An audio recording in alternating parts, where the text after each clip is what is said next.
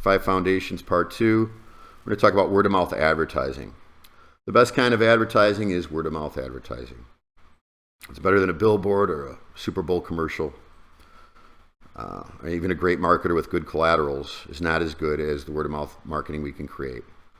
The way we treat the people in our building is our biggest strength.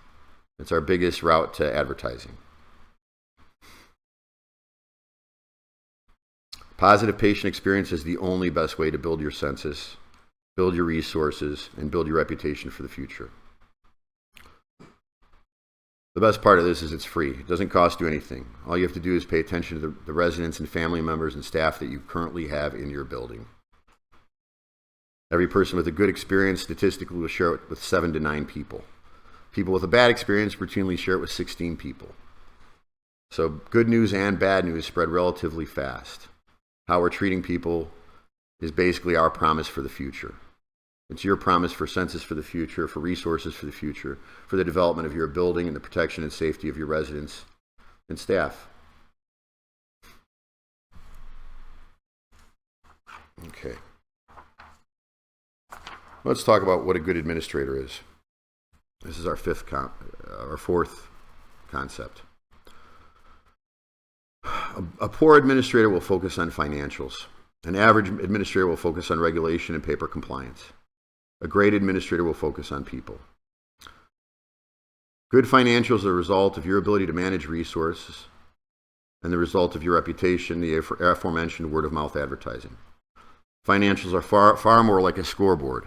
They are helpful in the sense that after the game, it helps us dissect our decisions and make adjustments to what we are prioritizing with regard to expenditure of resources. So if financials are the scoreboard, what's the game? I only speak to numbers in the following way.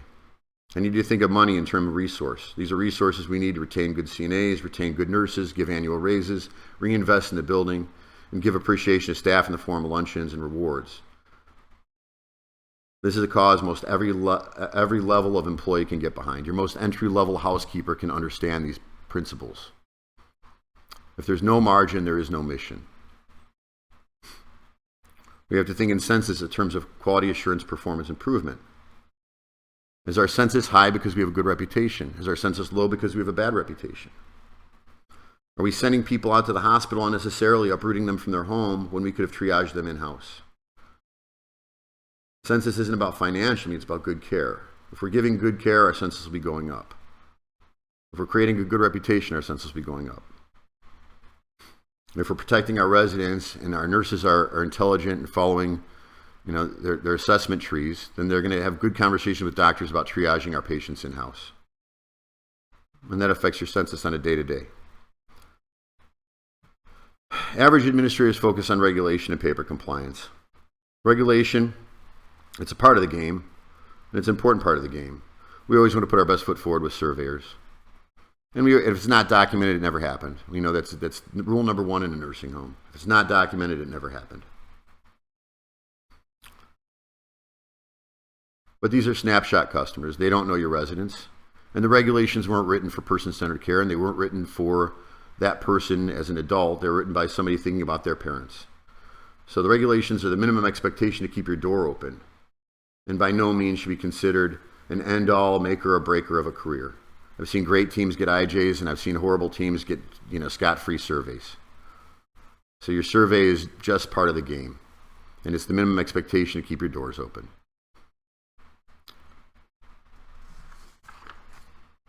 A great administrator will focus on the people. It's the experience of people who enter your building that determines its future. I expect every administrator to consider his facility, his or her facility, hallowed ground. Your building is your sanctuary. This place where you hang your license is a place where you hang your ideas, feelings, and energy. And those things are either encouraged to thrive and survive or put a stop to by you as the administrator.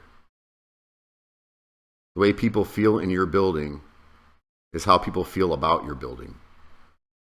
And if you have winning hearts and minds, you'll win bottom lines. The last concept I want to talk about is life enrichment. A lot of people talk about activities like, okay, 2 o'clock is bingo, 10 o'clock is exercise. And I think that conceptually is wrong about activities. Their life is an activity. The resident's life is an activity, and every single member of your staff is an activity member. That's why I prefer the word life enrichment. They're part of your life enrichment team. So when a CNA goes in to wake up a resident and get them ready for the day, that's part of their life enrichment. When the nurse passes the meds to the resident and is assessing the resident, that's part of their life enrichment. Life enrichment is from the time they wake up to the time they go to bed and how they're treated while they're asleep. So everything in between. We want to make sure that everybody understands that they're part of the life enrichment team. Their job is not just the check marks of the duties they have to do. It's how they interact with that patient to make that patient's day feel better to that patient. Those are our 5 conceptual concepts.